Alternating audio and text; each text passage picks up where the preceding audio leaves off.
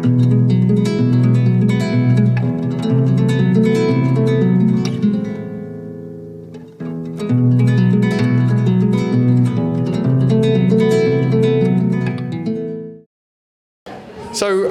with me today on this stage is Julie Bailey, who's the Director of Innovation and Impact at the University of Lincoln, and who will be well known to many of you who work in that field. Alex Dewaley, who is a senior lecturer at the University of Ghent and also the sort of research coordinator for a research consortium called Mental health topics. Mental health topics. Mental health. Working together for mental health. There we go. Thank you very much. And who's joined us all the way from Ghent this morning. And thank you to Eurostar for actually bringing him here.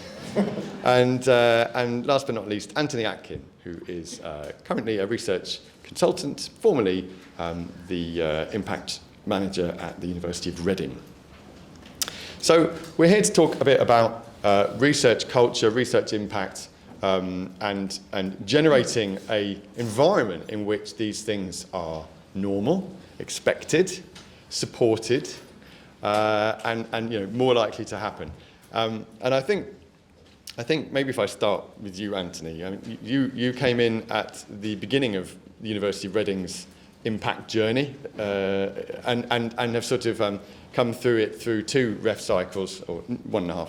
And sort of you've seen it sort of grow from an acorn to what is presumably a medium-sized university's competent research function. So I sort of wondered if you could just speak to a bit how you see that evolving, how the sort of steps that are required to embed that impact culture and champion it from the start. Certainly, but can I ask the audience a question first?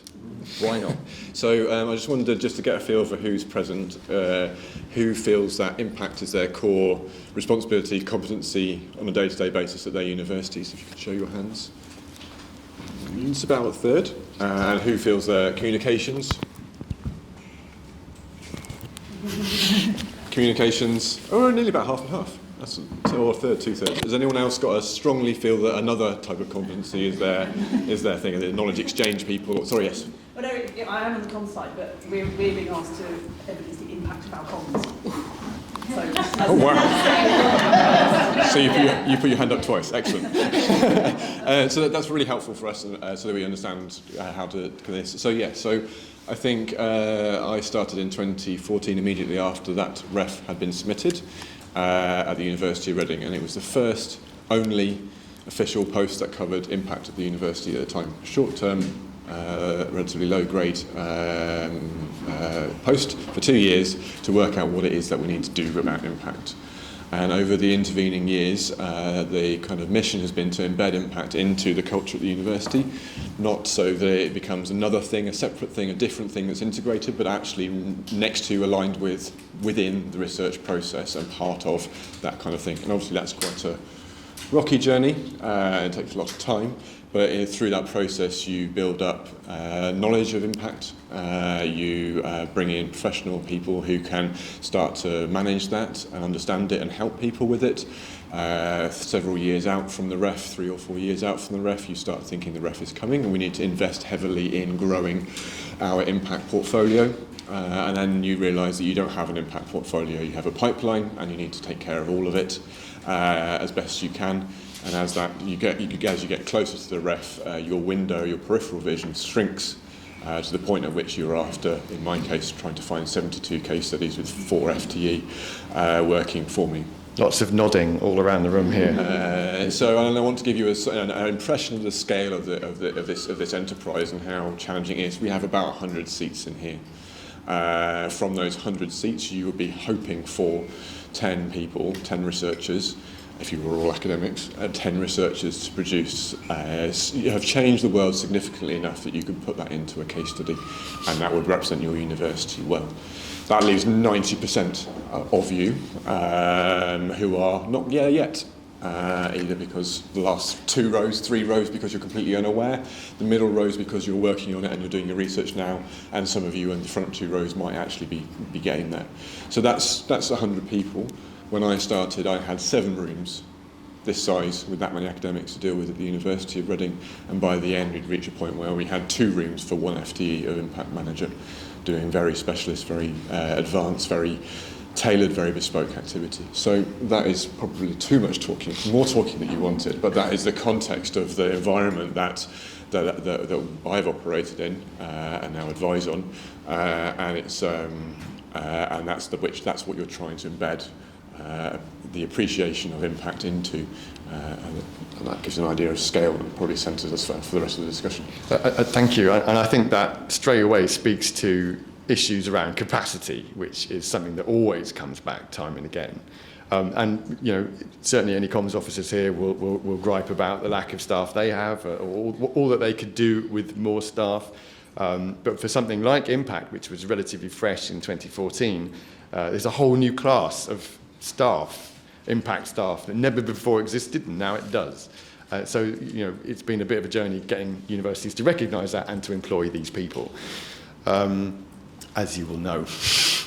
So thank you. I wonder if you could sort of pick out, and I'll come to you in just a minute, but if I can just ask you to pick out, Anthony, maybe 2 or 3 things that have helped you or helped Reading, to really build that sort of core competency around impact and embedding research impact. Was it senior buy-in? Was it staff doing the hard work? Was it bringing the academics with you and giving them a quid pro quo? What was it?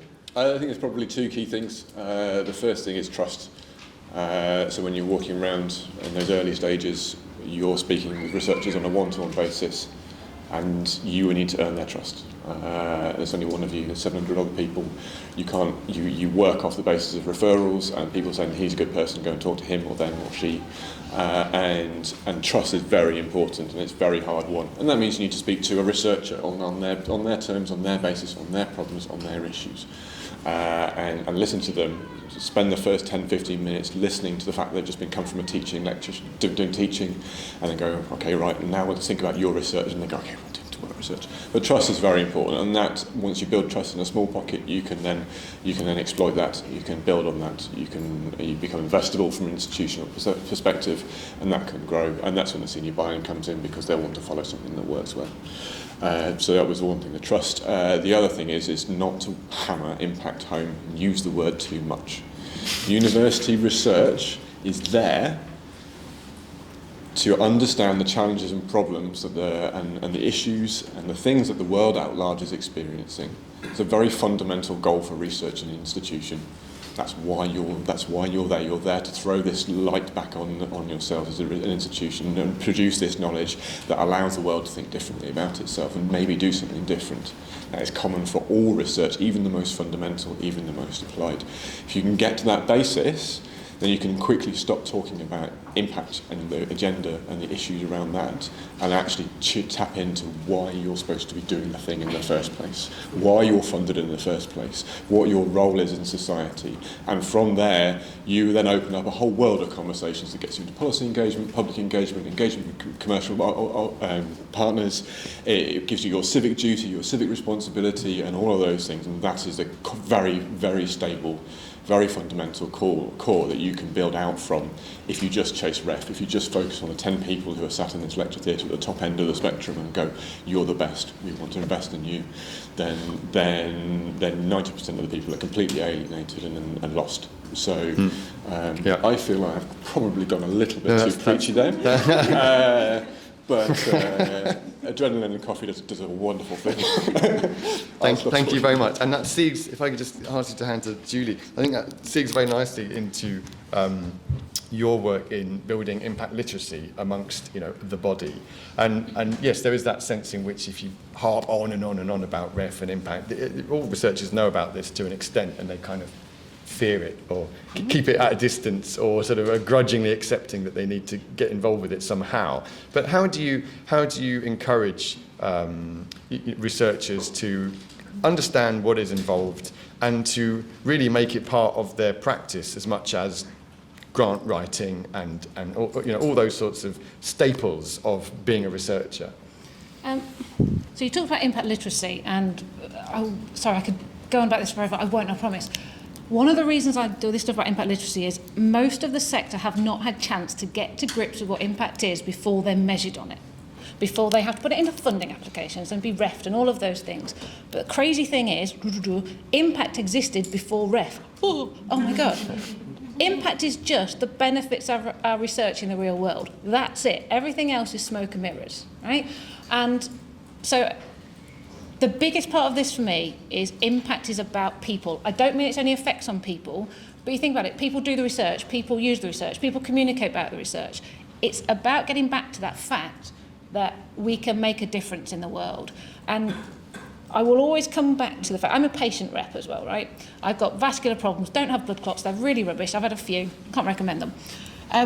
But one of the things that typifies being a patient is the wish to be better. I don't care as a patient what research you've done, where you've published. I care that it's changing something for me, right? So to give you an example, a few years ago, Anthony will know this, I've known him well enough, I couldn't walk properly for about a decade because of blood clots. They did some research, I've now got stents in my veins and I can walk. I could dance if you say, we're not going to dance, do we? The point is, it became impact when I could walk again. And you see across the if you speak to people, speak to stakeholders, I know you're going to come on to this, people care about being better. There's a story I tell, I absolutely borrowed from someone else, a colleague of mine who works with MS patients, and he's an MS sufferer himself, and he said to a group of MS patients, what could research do for you? And expecting, to either cure me or reduce my pain or whatever. And their answer, they were a subgroup of MS, was to be believed. That's what research can do for me, to be believed that I have this condition, not something else. And the reason I use that as my answer to your question is because we have become entrenched across the sector that impact is case study. So impact equals case study. Impact means making a difference in all of those ways, in every way we can think of. And when we bring it back to people and help people understand what it is and how it can be embedded healthily and the systems to be embedded healthily, we recalibrate almost immediately. And it means we start doing the things that matter. And the picture you painted of that lone wolf, there's many of us in impact, and I'm guessing the same in comms as well, recognise that lone wolfness, and you kind of find your other wolves and you build there's a zoo analogy here, isn't there? I'm very sorry. But you get the idea. There's some kind of documentary on that. But we see that across the patch. So getting people, convincing them is not actually about convincing them, it's unpacking and revisiting what impact is at its heart, so it becomes part of what we do. Thank you. That sense of, as you've both spoken eloquently to, impact getting away from the administrivia of REF, impact with a capital I, if you like, and instead focusing on benefit and impact with a lowercase I, the word, the concept. And so, Alexis, so you're coming to us with from the University of Ghent, where there is no such thing as REF. You don't have the same kinds of administrative overhead that we have here in the UK. But of course, you're going to be keen to see that the research that goes on generates benefit in the world, causes impact. From your perspective as a research coordinator and sort of mastermind of this particular role, what are the important aspects of how you can help your researchers to make sure that you can connect their research with the world? Yeah, so as you already hinted, indeed, the context is quite different in Europe, in Belgium. So we have larger funding schemes, of course, like Horizon Europe, that focus a lot on impact, but these are hugely competitive and not a lot of researchers go for that. But then on the local level, we do not have the REF, so basically researchers are not much incentivized to go for impact, which I think is a problem. It's still a problem. But if I look, for example, at Ghent University, at my university, things have changed significantly. And one of the things is, as I see myself as a knowledge broker, I'm a coordinator of this interdisciplinary consortium that works on the topic of mental health. But I have 9 colleagues who also work on different topics, like human rights, crime, technological innovation. So we are with a bunch of 10 people working for about 10 years on these topics, and all have a bit the same focus on societal impact, bridging researchers with stakeholders, trying to build a culture of impact. So that really already, I think, made a difference within Ghent University. There is also one thing, if we look at the evaluation of research within our university, there is a de-emphasizing of a metric-oriented culture. So you're all, of course, familiar with the focus on excellence, number of publications.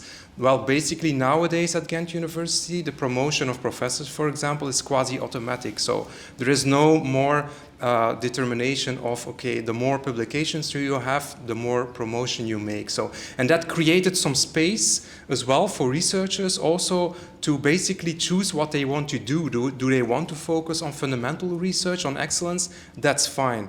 But if you want to work on societal impact, if you want to engage with stakeholders, that is fine as well. You can basically set out your own aims. And that, it starts to trickle down now. Of course, we work in an international context, so publishing, funding, PhDs, this will always be still a very important driver within academia. But it made a difference. And then I think also, building a culture of impact literacy. We're a big fan of the concept of impact literacy. But at Ghent University, we only have one impact officer, Esther, Julie knows her very well. But we've worked hard, I think, to really build that culture and to invest in people, in persons, like make sure that there is training, have debates about impact, show researchers how they can work with science communication, with social media, show that it is fun as well. And of course, as Julie already said, so many researchers were already doing a lot of impact in the past as well, because many topics are just very straightforward when you're in the Department of Social Work or even in law. Most researchers already do that. So it's more about giving them additional tools to become better. And not everyone has to work on impact. Some are just very good researchers, very good fundamental researchers. Let these persons do what they do best. But those who want to engage with audiences, collaborate with stakeholders, you can give them tools to become better in that job. And then maybe a final thing, also now a big discussion at Ghent University, 10% of the funding in Ghent University, the university can choose for themselves how they distribute the funding. So up until now, this was a competitive calls that were set out. Now there's a discussion about basically giving the money to the researchers, to the professors, just dividing up the amount of money without any competition at all. So the idea is, of course, to take away the competitiveness, to also create more time, because we are all, if you would count the hours that we spent in writing proposals again and again, I think you have to write 5 proposals to be successful once. So this is now, of course, it's not an easy debate, because if you divide money, then there are always different interests, and the faculties did not yet agree. So that's a thing for the future, but let's see where that goes. But I kind of like at my university how there is a real willingness to think out of the box and to try to find a way to invest in societal impact without having a thing such as the REF, for example. Yeah. Thank you. Very interesting. And maybe I can just pick up on that idea of incentives and we heard it talk earlier. There needs to be a reason why. I think it was in respect of social media influencers. Why should they engage? So there, again, in academia, there are no Gucci handbags. But how can you encourage academics to understand why? Because it is time consuming. It is an extra layer of thought. And reaching out to third-party organisations, and it's not a free lunch. There's a lot of work involved. If researchers tend to be, I just want to do the research. How do you incentivise them? How do you encourage them to see that this is worth their time? Julie. So I'll preface the answer by saying I see uncertainty in a lot of people, but I think uncertainty about impact comes from 4 main places. Uncertainty because of experience, has had a bad run in the past and does not want to repeat it. Uncertainty because of unease, I don't know how to do it, I don't know what the ramifications are, etc. Uncertainty, or I should say resistance maybe is a better word than uncertainty, due to workload, which is a big deal. And resistance on principle, that's not what an academic does, how very dare you. And the answer to the question is kind of like which of those is the reason. And so you can give people time, but if the issue is, principle, it's not going to work. And equally, you can convince people it's a great thing, but if they've got 600 assignments to mark, it's not going to work either. So sometimes the incentives, it's about taking a step back and saying, what is the pain currently being caused, and trying to release the pain, not add a reward in, because we have a lot of token reward systems, I think, sometimes. You get a bit of funding here, or you get it on your CV, but actually people are busy. And I say people, we talk about impact has this dialogue between the researcher and the social change. But just in this room, the amount of people whose jobs are to be, as my colleague calls, the cling film of all of this, the kind of invisible wrapper that helps push this stuff forward. And if I won't ask for a show of hands, but I'll get if I say, who here feels slightly under-acknowledged? There'd be quite a few hands went in the air. So the incentives are not just for the researcher, but there has to be built into the infrastructure support and recognition of the skills and commitment and contribution across the support structure, I'll call it, for all of these things. Because otherwise, we kind of aggrandise the burden and the expectation on everyone, but only recognise the wins and the benefits to the researchers. So it has to be a system-wide incentive. Very interesting, yeah, and I'm sure we'd all agree with that. You end up with someone's name on the ticket, but all of the sort of work that goes into that. I think that's actually, very broadly, that's a wider point about universities that is not widely recognised. That there's roughly a 50-50 split between academic and non-academic staff, because the sheer volume of work that is required to support that academic work is the great unchampioned professional services class. And if people haven't seen it, there's something called the hidden ref. Go Google hidden ref. What's that? I love the amount of heads that just went down. The hidden ref, so you know about the ref, you either know about it and have to drink heavily, or you don't know about it and marvellous. The hidden ref is a kind of parallel rewards thing that had its first one last time. It's basically a bit of a consortium of some university people externally who went, there is so much unrecognised contribution, talent, the lab technicians, the librarians, etc., etc. So they did an awards scheme, really, last year that recognises things. They have a festival. Probably not Glastonbury level, but it's a festival in September in Bristol. So if you Google Hidden Ref, you'll see they have an event, but it is that celebration of that exact picture we've been saying. I like it. Anthony, some thoughts about incentives, and things that worked for you, things that maybe would have worked if you had got a chance to do them? I think the things that work are the slow ones, the slow things. So you can put up prizes, you can put up promotions, you can put up including promotion criteria. You can think of all the mechanisms that you can do to get somebody to do something, or when they've done something, reward it. But they're fleeting, they're quick, and they're forgotten very quickly. I think the biggest transformations you have in people's behaviour is when you've taken a researcher who was generally motivated to do good things, but then they spent some time and they really diagnosed and understood the challenge and the problem that the real world was experiencing from the point of view of those people in the real world. So you think about community organisations, or the challenges that policymakers might have, or the commercial organisations and the problem. If you really embed that into the way the academic thinks, and that meshes neatly with their research, and their research starts to be influenced by that problem, and they start to do that, then that is the best way of embedding impact into something. So in my analogy, when you have 100 spaces and the most adult were down here, you, sir, at the back, we would have to go and speak about your research and your potential impact, and think about the problem that your work might have, so that you carry that all the way through these 100 seats until 10 years later you're set at the end and you've got a 4-star case study as a byproduct. That is the slow way of getting the behaviours that you want. But if your reward mechanism just picks these 10 people at the front who aren't actually here happily, those seats are empty, which is pretty apt.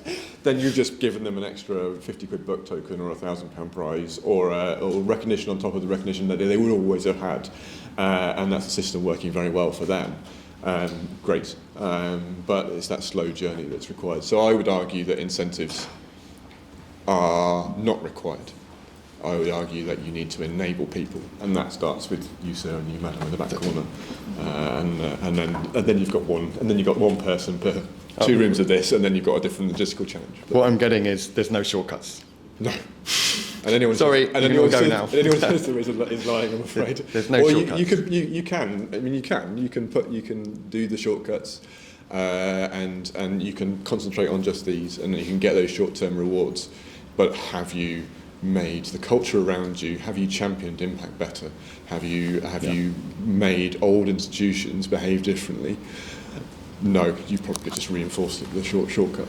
I'd argue, actually, with my editor hat on, that that's very much the same idea with what the conversation does, and what universities perceive the conversation to bring to them is a degree of culture change around engaging with the media. You know, if we bust in a load of early career researchers and junior lecturers, and we get them used to the idea and trained up and comfortable with writing about what they do and what they know for the media, then when 10 years down the line, when they're in these seats here and they're the earnest professors of law, then they will also be familiar with doing that, and they'll be comfortable with doing that, and they won't see it as someone else's job. They won't palm it off to one of their postdocs. They'll do it themselves, and that, you know, it sort of harks back to what was being spoken earlier about, you know, enabling and empowering researchers to have their own platform, to be their own platform, and not to necessarily have to rely on others. Okay, but that's the conversation. Excellent. Thank you. Yeah, I'm so used to doing it now. Sorry. You pay for lunch, that's fine. You put 50p in, and one of these speeches comes out. I want to talk briefly about metrics, although that's not a word I don't is really suitable to this discussion. I think it's more about, you know, here we're talking about our inputs, if you like. How do we get researchers talking about these things, doing these things, understanding that these things have to be done? At the other end, you need to demonstrate that all of that work has come to something. So, you know, you ask any impact staff about their biggest problem, and I would hazard a guess that it's probably going to be, how do you gather the evidence to make all these things stick at the end? So, Julie, any thoughts about that? What should we be looking for? What should we be gathering? How should we be gathering it? So you say the word metrics. I think metrics has become a bit of a dirty word, and quite rightly many times. If you haven't seen it, look at the responsible metrics work that's going on. There's a huge amount of pressure in the system to be responsible with metrics. So part of the answer is being responsible, counting things. Basically, if it's a numbery change, count it. If it's a wordy type change, find words. And I think the issue is when, technical terms, very sorry. The issue is when the pressure is on to count things that can't be counted and that they take the meaning out. So the things we should be looking for are, what are the things that show there's a change? And the impact will always be in the eye of the beholder. So it's going to those who know, the patients, the companies, whoever, and saying, what benefit has this had? Otherwise, we're presuming it, and we are assuming we've had benefit. In the early days of impact, people say, well, of course it's had a benefit. I did a talk on it, that it must have had a benefit. No. Awkward. This talk is obviously different. But it's pushing us past the point of assumption. And I will always say this is like being a detective. It's like being able to go in the courtroom and say, I can say beyond doubt that this claim is true. You might not get the kind of smoking gun, and anyone knows me knows I will refer to Murder, She Wrote and Jessica Fletcher at any given opportunity, so shoehorned, thank you. We're looking for the things that push us beyond doubt, and so the question becomes, what change can you look for? What change is there? And what's the evidence of that? That has to be the chain of events. Otherwise, you go, what's the best evidence, and work back. Well, that's like, what's the best alibi? Well, for when? It's, So, you've got to go for what's the benefit, what's the change, working with our stakeholder communities, finding out what the change is, and then getting whatever words or numbers tell that story. And this is very important, and we'll come back to it in this afternoon, but that means planning ahead to work out what impact or what changes you might bring about, so you can gather the evidence to show before and after to demonstrate the change, for example. Planning ahead, but also flexing that when it doesn't quite work out. Because you can work with a company, it will go bankrupt. We had a case where someone did an amazing piece of work, and unfortunately he couldn't gather the evidence of his impact because the bishop got arrested. I mean, you could not plan for that. That's pretty niche. I mean, obviously the bishop didn't. So the planning is essential, but it's got to be monitored, kept live, flexed, adjusted, because things can come out where you didn't even expect it. So you're absolutely planning, having your ducks lined up, but then knowing those ducks might wander off in a different direction entirely, and you've got to follow something else. Thank you. Alexis. I think assessing impact, there are of course huge problems to do that. It's a multi-dimensional concept. The first question is, of course, impact on what exactly? Depending on the dimension, you have to assess completely different things. And of course, there's a question of attribution. How can you actually prove that it's that one publication or set of publications that led to a certain impact? Impact often only arises on the long term, and the longer the term, the difficult it becomes to attribute something to a certain body of research. And of course, we only talk about positive. And when we say impact, we mean positive impact, right? Because we want to boost, we want to show off.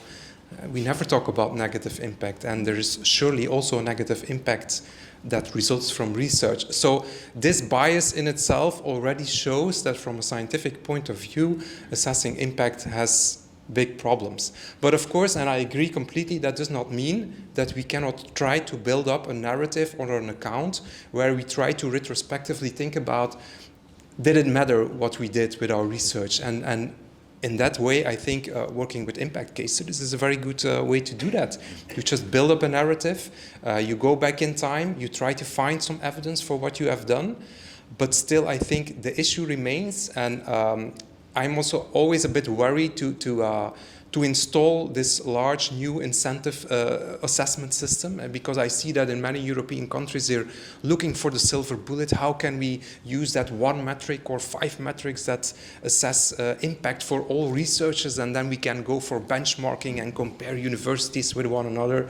So I'm always very wary about that, because we've seen how the metric-oriented system in doing excellent research has led to all these kind of perverse side effects, where people manipulate the data. They put 20 authors on one paper, or they do what we call it salami publishing. It's a sausage, and so you have one study and you write 5 papers that are slightly different and then submit them for 5 different journals. So there are all kinds of strategies to boost metrics, and if money is involved, people will always manipulate the data.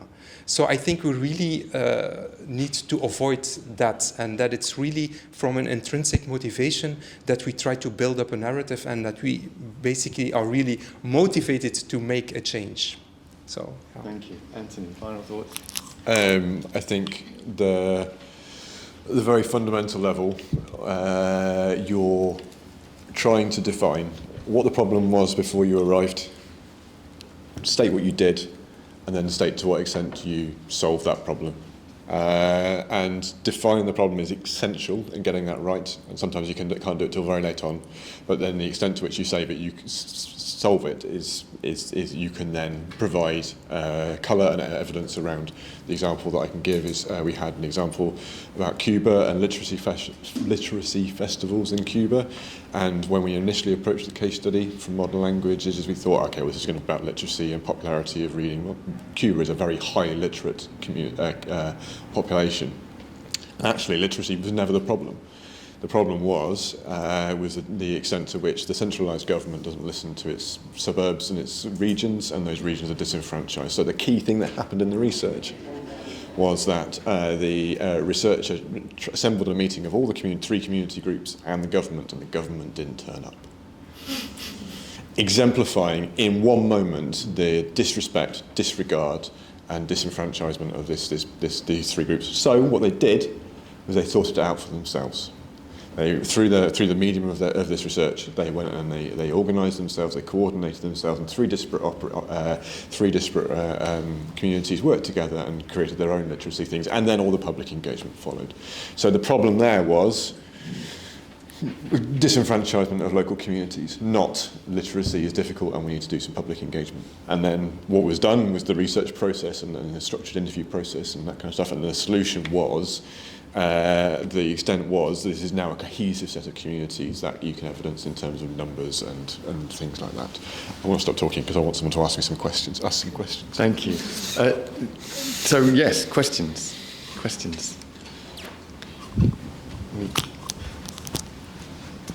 Gentleman at the back. No, there you go. That's fine.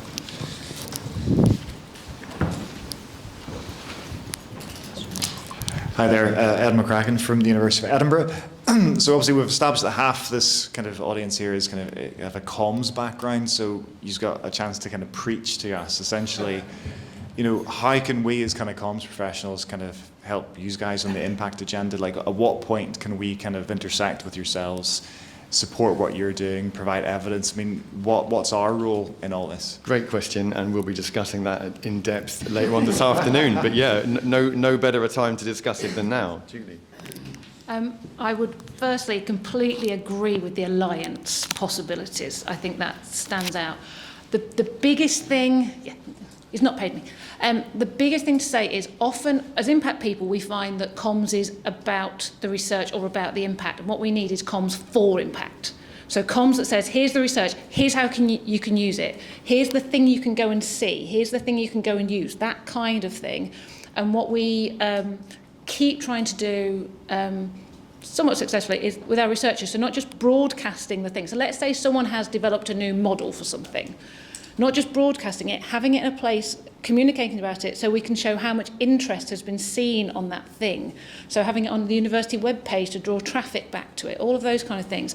And the skills in our comms colleague is absolutely essential. What we typically find is our comms colleagues are tied up with things like student-facing stuff. And so I think the more you can do working with the impact people to drive comms that get traffic back to use the research, that is probably the single best, strongest thing I could say, please. Yes. Any other thoughts? Yeah. I think the most important thing to appreciate is that the focus and the timescales of the two different groups. I'm an outsider now from the university sector, but you have the impact people and the comms people. And I think the important thing to recognise is that the timescales and the drivers are completely different. But still in the same kind of mixing pot. When you're an impact professional, my window was 20 years, and I was speaking to people about their research that was done in 2000 when I was 20, and then thinking about what they've been doing for the last 7 years. So I have an extremely long view of their research, and so I can engage with those researchers in the back corner who and think about and help project for them where it needs to go and the things that they need to do. If you're on the comms side of things, I appreciate you're probably working on event-based things, or you're driven by the news cycle, or you're driven by that. So I think each group needs to come to terms with the fact that they behave differently in the same area, and find ways to work towards each other. So when I, as an impact professional, might bring these two people in the back corner to you and say these are really important, and they will be important when they get down there, and you go, yeah, but the news is about Boris Johnson and we need to do something about this. It's all gone to shit. Sorry, I shouldn't swear. Well, no. Don't say fuck or bugger. So I think that the first thing is an appreciation of both sides, because I know I've railed at comms people because they've not appreciated why that is so important, even for a ref time scale, and the ref's only 3 years away, and it's very difficult to have that communication. And I think both groups need to appreciate that first, and then work out, because your on the ground appreciation of what people are saying and doing is very valuable.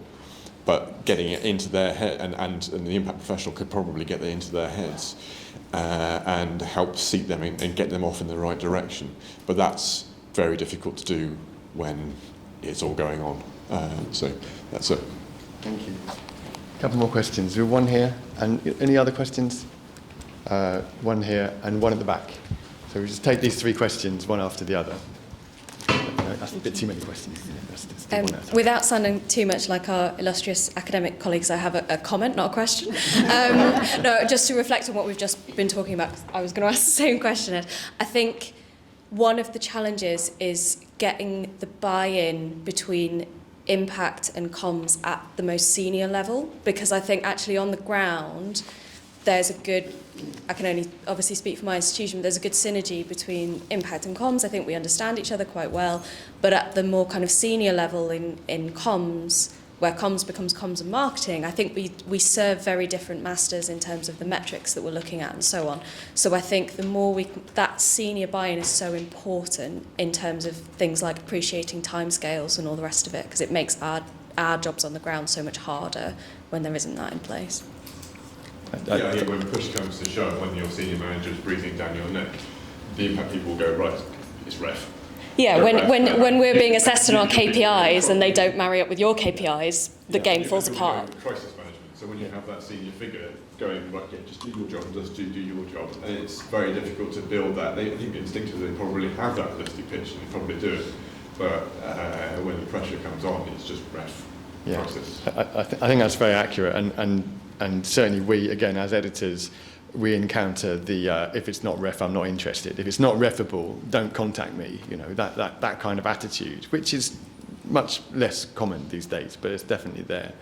And you know, for comms teams, I imagine it's basically at some point in the year, everything turns into student recruitment, and everything else just ceases to exist for a limited time. You know. Yeah, I have the benefit of being research comms focused, so I get to avoid all that. But I think also, sorry, I'm wanging on, but equally at the senior impact level, I think there can, in some cases, be an underappreciation of where comms can be helpful, and I think there's definitely a task as well in getting senior impact colleagues and senior impact-focused academics to appreciate the fact that comms people can be helpful. So I was talking about this in the last session, but you know, we're kind of asking for kind of long lists around ref and stuff so that we can support at the midpoint of the cycle now, and you can't get the information for love nor money. That's 2 years away. Yeah. I mean, well, you consider the metrics of the workload described. It will be 2 years away from now. The long list are being generated, we're just not allowed to see them. Thank you very much. I want to just move on to the second questioner. Hi, yeah, this one is a question. But I guess it's a kind of big question in a way. Thanks very much. If we just come over I just wanted to get your thoughts on engaging arts and humanities research as an impact, because it's a lot more straightforward in the other disciplines, and it's a lot harder in arts and humanities. And definitely researchers have, said to me, well, they're aiming for a policy change. I'm working, on archival documents. Where's the obvious impact for me? And I just wanted to hear how you all approve. It's a very good question, and it comes up often. Do you want to? Well, I have a colleague who has a consortium on medieval studies, and they've done some fantastic things. So I think in every discipline there are opportunities for impact. So, for example, recently there was a documentary in Flanders, The History of Flanders. Okay, it's a bit nationalistic, I admit, but still it had more than, it had about 2 million viewers, and it was a collaboration between academics from across the country, basically. Of course, that's quite a unique thing, but also on many smaller levels, I see such beautiful things. I have a colleague who gives lectures on sodomy during the medieval times. It's very popular, strangely, but somehow. So, of course, I know in some disciplines, if you're working on this very niche topic, it's not always easy, I admit, and not everyone has to do it, but still, I think from the broader knowledge perspective, and even if as a PhD student you work on a very tiny topic, you can still look at the broader picture and try to disseminate a message that relates to that. So I think, but I understand the difficulties. Oh, yeah, Sorry? So I know we're trying to touch a quick thing. So one thing is, I think it's incumbent on us in the impact community to keep pushing the fact that it isn't policy and those things to the sector. I know you won't say that, but as that voice, The other thing is, so many of our arts colleagues make impact through the process of doing their research, working with communities, working with artists, etc. That's all impact. It just kind of gets screened out in the kind of big, shiny impact unicorns. So we need to help those people see that that is valuable and it counts, and really understanding that they are making huge benefits to museums, to whoever. And the upcoming ref, there's a line in the international consultation document that says we need to celebrate ordinary, not just extraordinary impacts. And I think if we take off the intonation of ordinary meaning boring, actually opens the door to say, my God, look at the benefits our arts and humanities colleagues are having on conceptual things, on capacity and so forth. So we're stepping into a better world for that. One last question, and then we really have to leave. I'm just going to...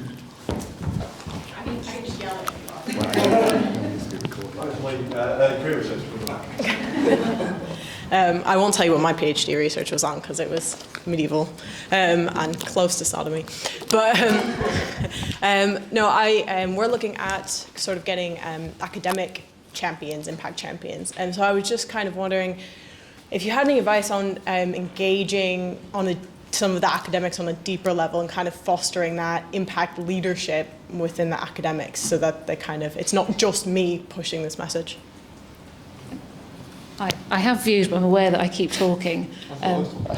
Okay, well, I'll jump into time. So the first thing, so the champion thing is a brilliant thing, but it can fall really foul if it's tokenistic, just a favour, and you typically go to someone who really likes impact and shouts about it. That will corrode. That willingness will corrode. So champions are brilliant, but not in place of infrastructure. Therefore, getting your champions, it's about building it into their workload, making sure it's part of their progression. You know, they can count it towards their progression. It shows their expertise and a skill that they can use on their funding bids, etc., etc. And one of the biggest things that helps all of that is this kind of multidisciplinary team. Like in medicine, you have MDTs. If someone's got a health problem, it goes in, the condition goes to an MDT, the gynecologist looks and the heart surgeon looks and everything else. That idea, so having that champion in with the impact experts, the comms, the senior leadership to see what goes on, embedding them in that is by far the strongest way to harness their energy. Thank you. I'll pass them. I think it all works nicely in the institution when you have three voices in impact. I think if you have your academic is obviously an essential voice, your external partner, external body, external voice is important, and the professional service voice is exceptionally important. When those three work in balance, it's very, very good. Your external your professional provides impartial advice, can mediate between the two. Your academic officer has their skills, and the external has the problem. But you have that balance. So that is true in terms of championing as well. So you can be a champion as an impact professional, absolutely, and you come with it from your point of view. You're after academic champions, you can find those as well, but you also need that external voice as well to kind of be helping to push that discussion and things like that. So those three things are important. Your professional can be a champion, your external can be a champion, and your academic can be a champion. Getting that balance right is quite important. So not in isolation. You can't just go, I'm going to get an impact champion, academic impact champion, give them the job and expect it all to happen, because it doesn't work like that. No shortcuts. Yeah, maybe finally, if you want to engage stakeholders or make it successful as an impact champion, I think you have two options. You have to pay your stakeholder, and I think actually we do that not often enough, paying external non-academic stakeholders. But of course, the other way is they have to like you, they have to respect you, and that's all I think about building trustful relationships with other people. It takes time, but I think it's also about giving back to communities you work with. You can do that in very different ways. You can make them visible on a website. You can, can give them a small token of appreciation. So, but I think that's for me a really important thing. People sometimes. We ask, I don't know if it's the same here in the UK, but we ask letters of intent and letters of approval all the time from stakeholders. They get crazy about it. I'm really ashamed if I have to ask the same stakeholder for the fourth time again, can you please write me a letter of intent? So that shows how, we have to give back to them as well. You can organize, well, in qualitative research, we do a member check session. We give our results back to the participants, for example, organize a focus group, do something with communities. That are, I think, things that are really meaningful and that also show that we as researchers have something to offer to society. Thank you very much. Thank you very much for your questions. Thank you very much, Julie Bailey, Alex Duwele, and Anthony Atkin. Thank you.